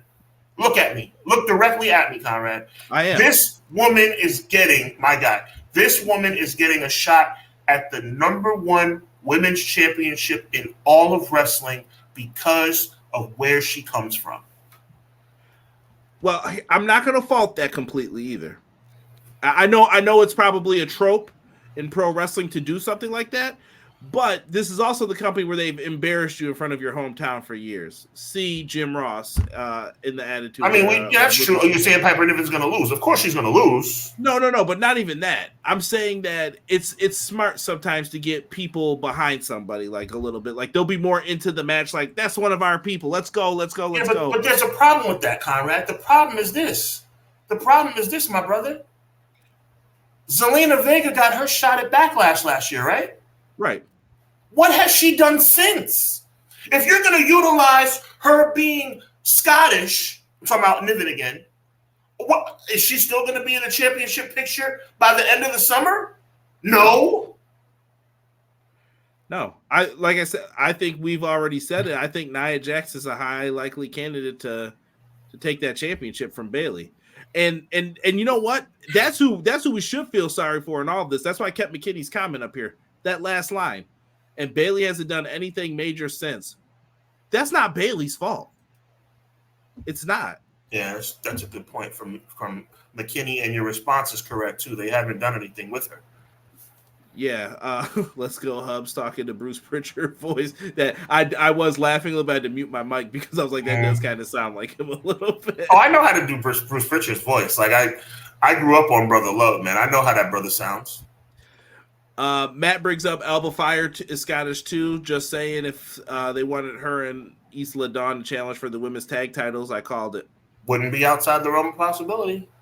Yeah. How to turn this into wrestling comic view. Just saying, bro. Like, I mean, you're the best. I hate to say it. I say it with pain, but you're the best professional wrestling company in the world. And that's the best you can come up with? Ethnically based challengers for championships? Bro, really? Well, you know what I'm saying. What are they paying you guys for? Go back to SummerSlam 92. It was smart to have British Bulldog Bret Hart main event that show. It was smart. Oh my God, this microphone that doesn't work. It was smart, but at the same time, he won the Battle Royal in England earlier that year. He was very productive in that year's Royal Rumble. He won against Warlord that was a previous year. He won at WrestleMania. He was on a roll. It made sense. He earned it. It was legitimate, bro. It was legitimate. You know, if Iron Mike Sharp was from England, do you think he deserved a championship match? Well, that's Iron Mike Sharp. I mean, there's only one job for him to do. You know? It comes to a point where it's like, my God, man. I understand. Yes, they took advantage of the British Bulldog, but there was also a family dynamic. There was a story there. Can I ask you a question? Go ahead. What interaction has there ever been between Bayley and Piper Niven? Before 2 weeks ago? That's a great question. None. Piper Niven attacked someone for no reason. And it just so look, let's just put this to bed. She's getting a shot because she's Scottish, and they're going to Scotland for a pay-per-view. I'm not knocking Piper Niven. I'm sure it's going to be a wonderful payday for her. But you know what? WWE Creative, my question is simply this. Why are we getting paid for this? Why are we getting paid for this? What did we come up with? Not a darn thing. Oh, not a darn thing. Sean, I want you to get on this wave real quick. Get your surfboard. That's what they're doing. They're riding the wave. High prices, ticket prices for international shows. You already paid. I got your money. And they're riding this wave all the way to the bank. We'll put on what we want to put on. Let me see here. What's next? Z-Man, Brooklyn Brawler over Iron Mike Sharp. Brawler was a legend. He's got a win over Triple H, by the way. That is true. Guy Will Gamble says a better idea would have been to have Piper turn on Chelsea and beat her in Scotland to start building a new roster heel. Wow. But you know what that means. You know what's sad about what Guy Will Gamble just said? Don't worry, Guy Will Gamble. This is going to come full circle, brother. Guy Will Gamble doesn't work for WWE. And he came up with a better storyline than WWE in about 5 minutes. Don't you think we have a problem here, Conrad? See, everybody thinks that Sean is just anti-WWE. Sean is up there on his soapbox talking about World Wrestling Entertainment like they're dogs. Hello. Guy Will Gamble just came up with an excellent storyline that would have went over like gangbusters in 5 minutes. And all WWE can come up with is, well, she's from Scotland. They're pathetic.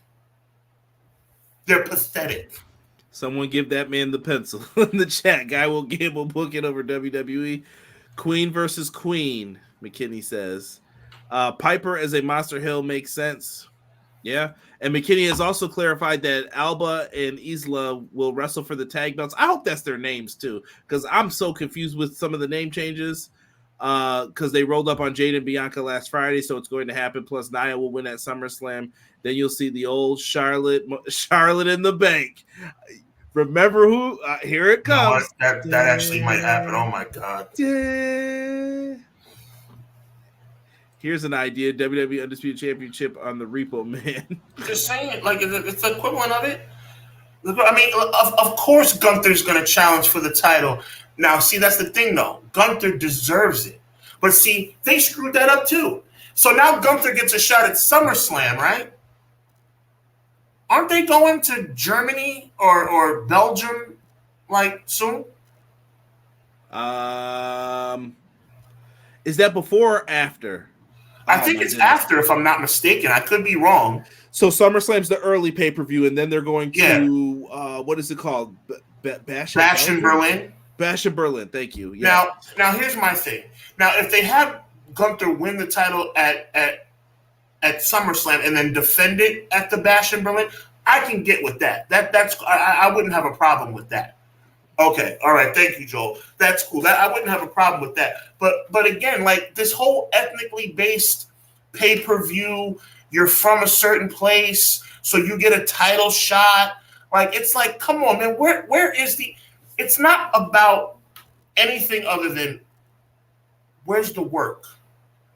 Are you telling me you're the best wrestling company in the world outside of just the fact that you make more money? Or are you really creatively the best? Because I could have came up with the fact that Piper Niven is Scottish. It doesn't take a rocket scientist to come up with that. It doesn't take a rocket scientist to say, well, Gunther's from Germany. We're having a pay-per-view in Germany. That's a good idea. Doesn't take a genius to do that. It doesn't take a genius. Well, Zelina Vega is Puerto Rican. We're going to Puerto Rico for Backlash. Let's put her in the title match against the champion. It's not rocket science. Anybody can do that. He's from Austria. The point is, when they go to Bash in Berlin, he'll be the hometown boy. Right. The point is, it don't take no rocket scientists to come up with that crap. Right. Yeah, someone copied it in here. So it's happening Saturday, August 31st. I'm sure that's not by mistake. That Labor Day weekend. They're pathetic. They're so they make me sick. I didn't even realize that. They're pathetic. Thank you, M. Leezy. That's what I thought. I appreciate the clarification, M. Leezy. I'm gonna find a way to transition into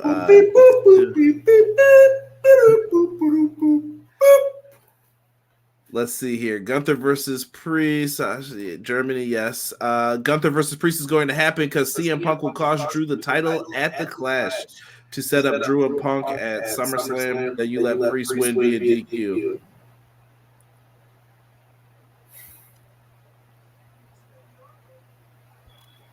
No? Got nothing.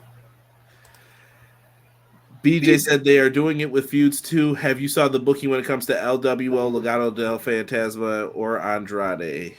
Yeah, that's been... I guess. It's been... Well, I haven't been happy with that booking for a while. It's weak, in my opinion. They should do Gunther versus Ilya in Germany. I think they've booked themselves into a corner now with that. And they mentioned something about Randy Orton finding a way to get into that. And I'm just like, how? But I don't know. But we talk about this booking, right, Sean? And this was a big discourse on the wrestling community socials for the last 2 days. Even I was about to get into it with some people. Did you watch Collision? I watched Collision on delay. Collision was a heck of a show, right? Roderick Strong went out there, had a banger of a match with Leo Rush. I'm not going to front. Really, really good match. He wins the match. He goes backstage. He yells at Christopher Daniels and Tony Khan and says, hey, just so you guys know, I was supposed to be the next guy out in that, Casino Gauntlet match, which I thought went really well. He said, I was supposed to be next out. I never got a chance. I just beat Leo Rush. I want my international title back. I want to face Will Ospreay again to show him I'm the best. I will go through Swerve if I need to get that because he's already got his guaranteed title shot. Give me the title match. And I saw some people complaining about the booking with this. And I'm going to say this. And this is me trying to be polite about it. If you are upset with this booking, fair game. I get it. It's not perfect. The ranking system sucks. I think AEW should just get rid of it, honestly speaking. It's ridiculous at this point. But if you're not mad that AJ Styles is getting a title shot after AJ Styles lost to Cody Rhodes and then lost in a King of the Ring qualifier, Sean, not round 2, round 1, the opening match, like in the King of the Ring, just he lost. What's the difference here? Why is it so bad that he's facing Swerve? Chat, same question. Well, I would love to know if people are on that. I mean, he's going through, air quotes, he's going through the world champion to get a shot at Will Ospreay. That doesn't make any sense. Well, his beef is with Will Ospreay, but Will Ospreay's destiny is set. So he said, if I have to go through him and I will take a world title shot, cool. I'll face him for the world title. It's all about verbiage, bro. I think that's my only issue with it. It's verbiage. I got to go through you to get to Will Ospreay. Meanwhile, Swerve is the world champion. That discredits the world champion in the process. If your ultimate goal is to get back to the international championship, I don't honestly think either. No, hear me out. I'm just this is speculation. I'm not trying. You're the expert on AEW. What I'm saying is, if your goal is to get to the international championship and you're going through the world champion to get it, that doesn't make any sense. That's fine, but follow me with this. Right. I'm saying that this doesn't make sense. That's fine. Right. But what I'm saying is, how are you mad about this, but then I don't hear anybody mad about this? Oh, well, I'm furious about that. You just heard me talk about it for 10 minutes. Right, but or you're not mad about this. Right. Okay. Be mad that other people aren't being built up in all companies. Don't be mad stupid. at just one. Yeah. You know you can't single out AEW for that when WWE is doing the exact same thing. Yeah, I just think it's very odd. But Conrad, you know this, and I'm gonna let you finish. Everybody has a lot of people have this WWE bias. I don't know what it is. People are just blindly loyal to this company, bro. I don't understand why. I don't. I think there's loyalists on the AEW side of things too that are absolutely ridiculous sometimes, to where it's like, oh, they can't have criticism either. It's okay to criticize. I think Christopher Daniels was made what was it called? The interim EVP, right? So that Tony wouldn't have to be on TV, I assume. Yes. Why was Tony already backstage in Collision? Why is Christopher Daniels there then if you're going to be there and make decisions? Pointless. But these are things that they are trying to learn and get through. AEW is a younger company, so I guess does that give them the pass sometimes? Sure. But they can still be called for it. My issue is that we're calling out one thing, and it was people who were clearly WWE fans, and they know who they are. They're bigger podcasters out there who are doing this, and they would post it. They would say, "I never said that was a good thing." You sure didn't complain about that though. You're projecting your stuff onto this, but let me go back into here. Wait, he's going through the world champ to get to the international champ. It's silly. He wants to. Well, Will Ospreay is viewed as the top guy. See, here's the issue that they have right now. Oh, don't get me started on that conversation. What, you think AEW's got the same problem? I think as much as I think Will Ospreay, I feel like it sounds like I'm double talking. Will Ospreay is the best wrestler in the world, but they should be booking Swerve as the best wrestler in the world. He's the world champion. You can be the best wrestler in the world and not be the champion. The champion should come first. So you better not be sitting up here talking about, and that's what it sounds like to me. Again, you're the AEW expert, so I lend myself to you on this one. But you better not be telling me that Swerve is less important than Will Ospreay when Will Ospreay is not the world champion. That's a problem. That's a problem from a creative standpoint. Why would you have him say something like that? I don't think it was meant that way. I think it's when you're working with no script, you're just talking. You're like, I want my match with Ospreay again. He basically saying he wants his international title back. This dude disrespected me. I'm better than him. Blah, blah, blah. But then it shouldn't have been a world championship match. What should they have done then? They could have had him go through Swerve, technically go through. I'll tell you how I would have booked it right now. I'm going to pull a guy, Will Gamble, right now. I'm going to go through Swerve to get my shot at Will Ospreay. Non-title, Roderick Strong wins by disqualification. He gets his shot against Will Ospreay. Done. Everything's accomplished. Swerve doesn't lose any momentum. Roderick Strong gets a win. He gets back to Will Ospreay, and the world title doesn't seem like a second-class prize. Easy peasy, 1, 2, 3. Let me see here. Tell me what you think about that.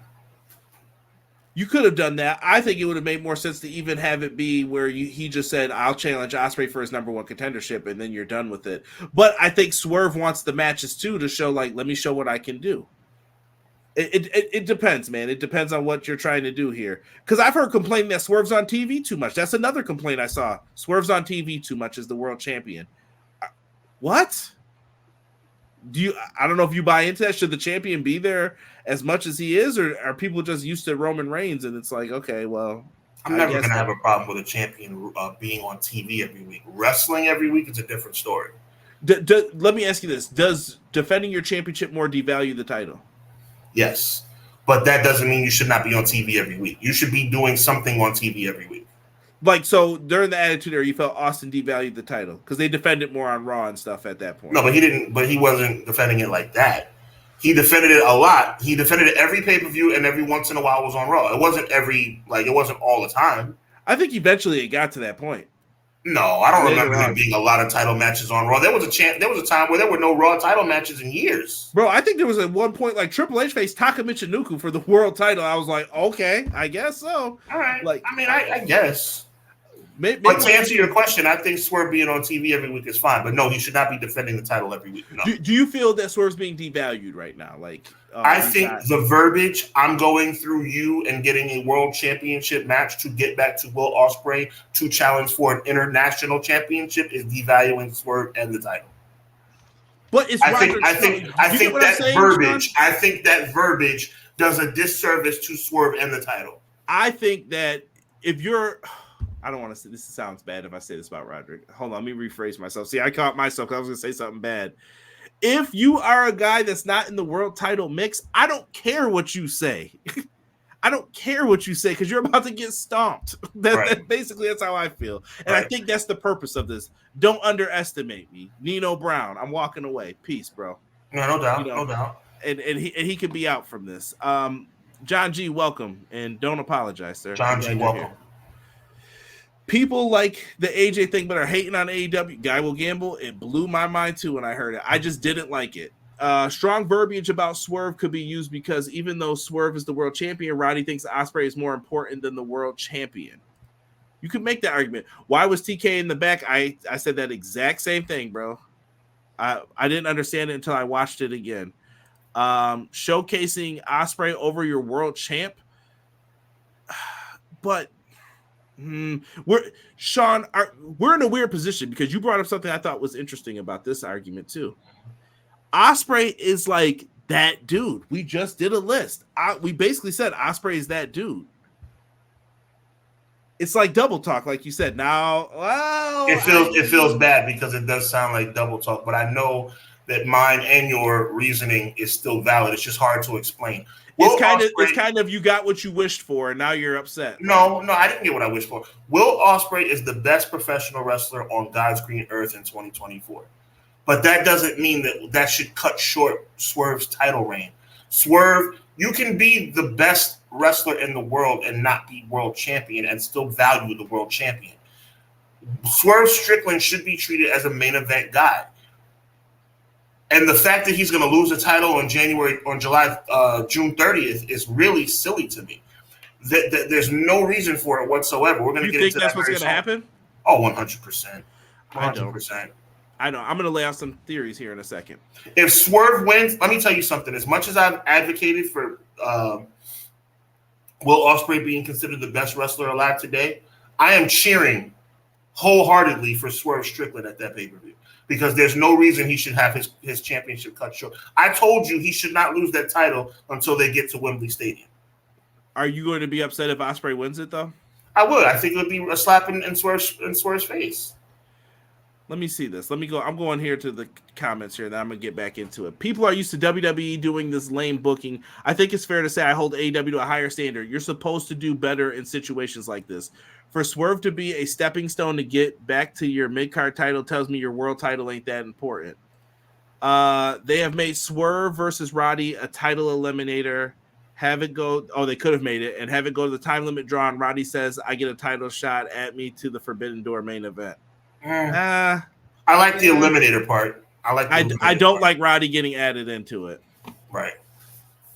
And Sean, that's how it feels. Swerve is like the mid-card champ the way you're pushing Ospreay.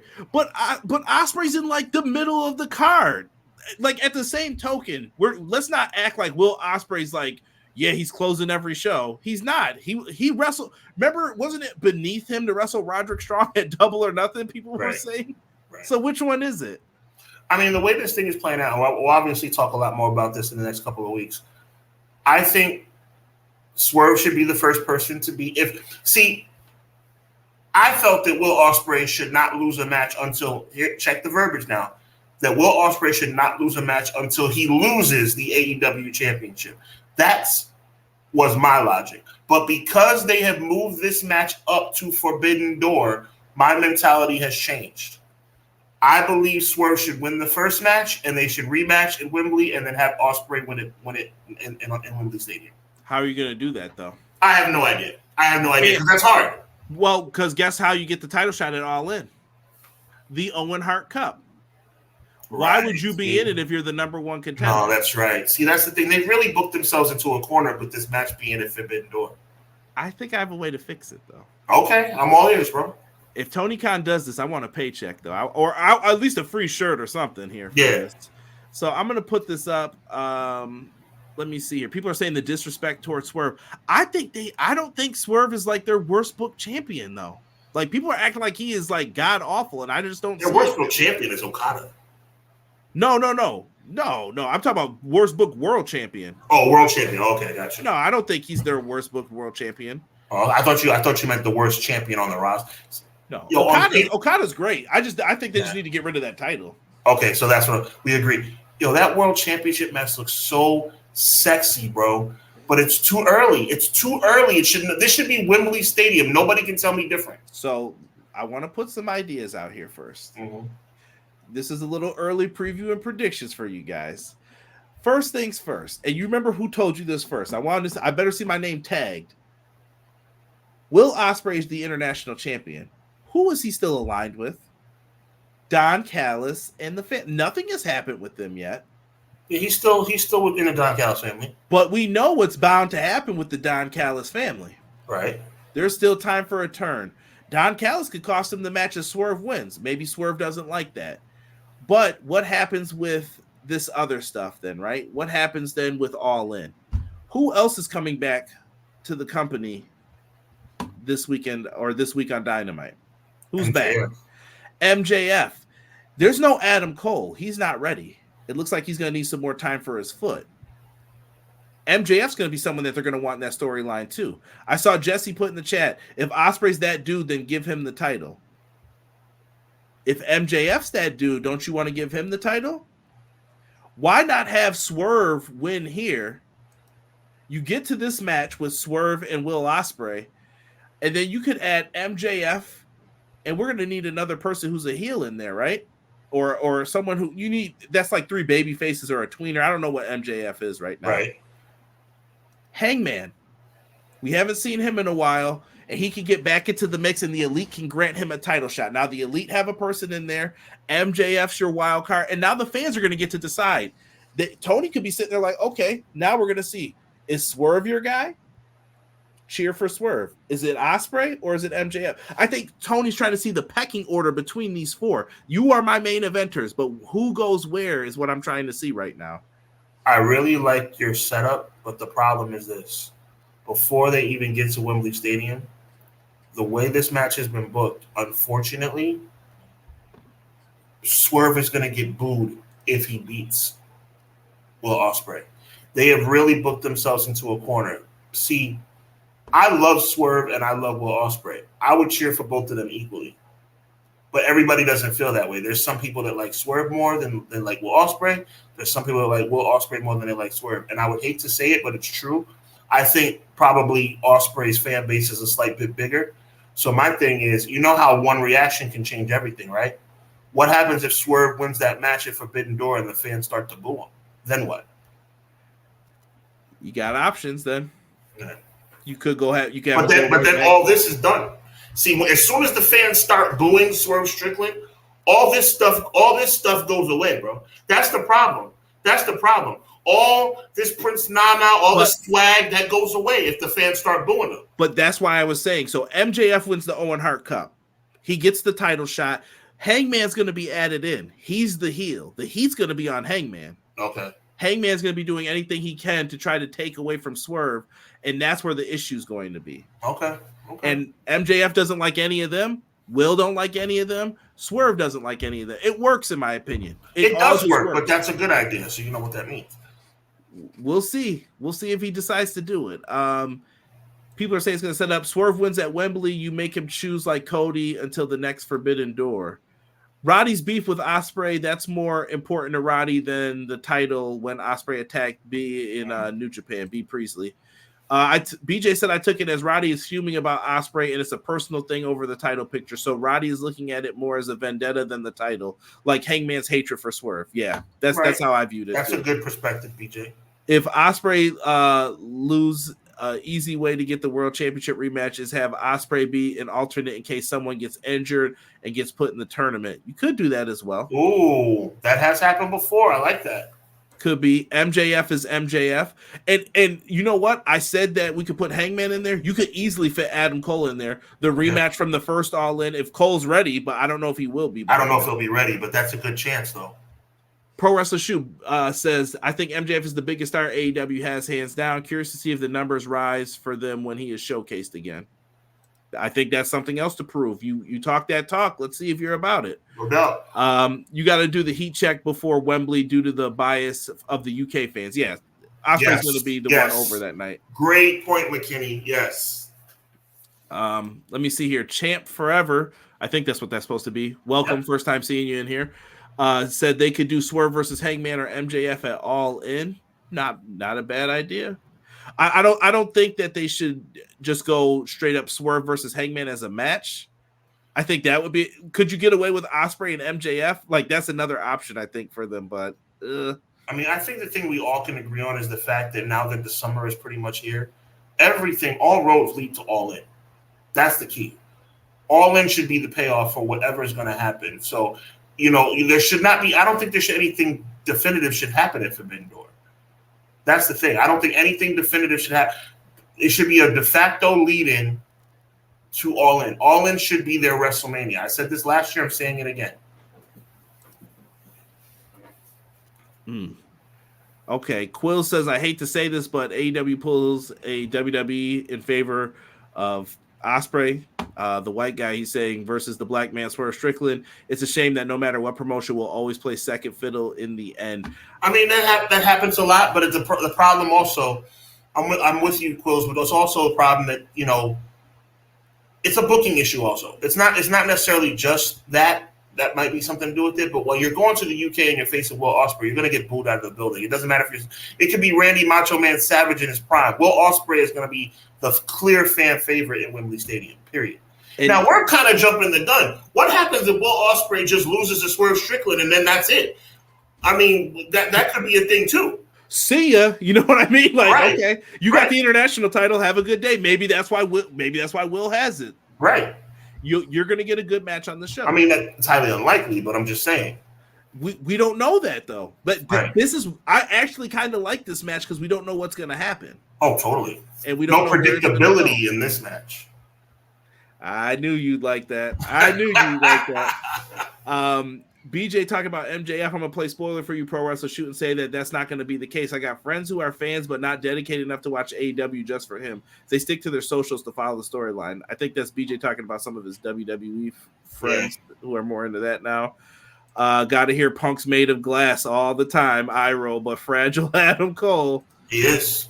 If that's the case, what's the genuine purpose of the Swerve dethroning Samoa Joe at Dynasty other than just to say, but yes, first African-American champion. But think about it like this, Quills. Your television deal's on the line and viewership is not it's kind of stagnant right now. Yeah. It's in like that 6 to 7. You need a boost. If MJF's going to give you that boost, would you not do it, Sean? Businessman, right now. You see, from a business standpoint, you want your product to get as many viewers as possible, but I do think there's a way to do that without having Swerve lose the title.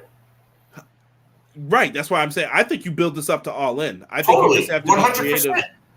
You get creative and you make it happen. Like I said, I think the 4-way is the best route to go. Even if it's a draw, maybe this doesn't main event the show. If this doesn't main event the show, I've always said since last year, you never agreed with me, which is fine. I felt like MJF versus Adam Cole was not enough for All In last year.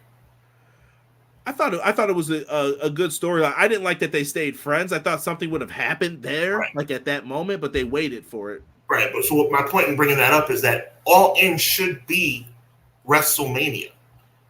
The best match should include your best wrestlers. You have the best wrestler on the planet on your roster. You have the first ever black champion on your roster who's super over with the fans if he's put in the right position. You have MJF returning just in time. Make it make sense. That's all. It's not rocket science. That's what I'm trying to say. Then the problem is they made it need rocket science by making this match a Forbidden Door. This was an easy peasy situation before Forbidden Door was announced. It should have been Swerve. It should have been Ospreay. Main event, London, England, Wembley Stadium, easy peasy, 1, 2, 3. This Forbidden Door pay-per-view is screwing everything up. It could be. Maybe it turns out to be a blessing in disguise too. We've seen it happen like that. I don't know. And we're going to get more into, like, I guess, our all-in cards and things like that in the future. I don't want to do that. I'm going to run through this Raw stuff real quick, and then we'll get you guys out of here. I know it's starting right now. You got Dom and Liv. What's going on with that? Triangle. We also have AOP versus the New Day. Oh, my brother, New Day. How I feel for you. They are in that match. Sheamus versus Ludwig Kaiser. And in the main event, we've seen this match far too many times. Damian Priest versus Rey Mysterio for the heavyweight championship. It's going to be a fun one tonight, isn't it, Sean?